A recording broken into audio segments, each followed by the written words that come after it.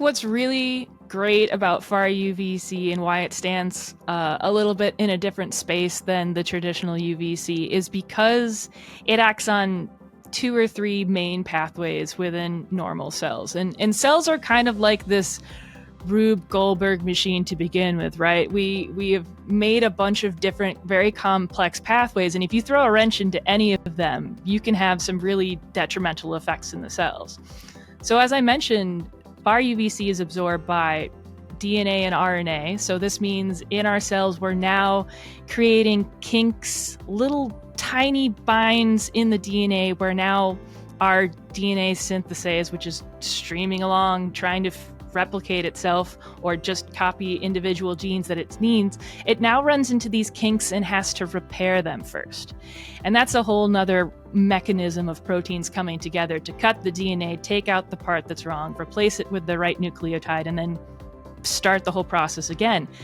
And so when a cell has accumulated enough of this damage, the DNA is unusable. And so the cells will generally just enter a phase where they're no longer replicating.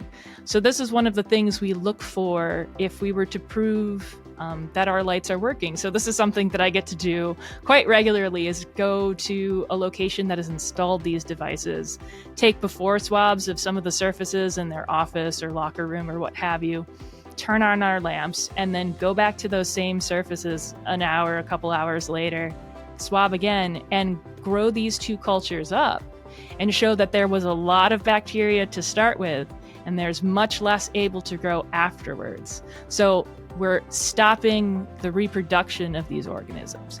But if you're thinking about viruses, they're not really reproducing themselves. They do go into cells and use cell machinery for reproduction. And if you mess up their DNA or RNA, the same problem happens. They won't make viable viruses.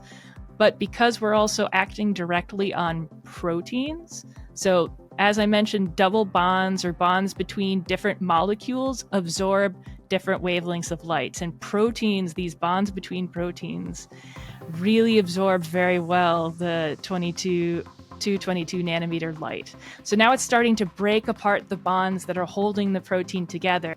And proteins, a lot of time, their shape dictates their ability to do their jobs. So now not only is your DNA damaged, but like the proteins needed to repair that damage are broken, or the proteins needed to keep the structural integrity of the outside of your cell are broken. Or if you're a virus, the thing protecting your DNA or the ability to inject yourself into cells is now broken. So we're kind of fighting a war on multiple fronts.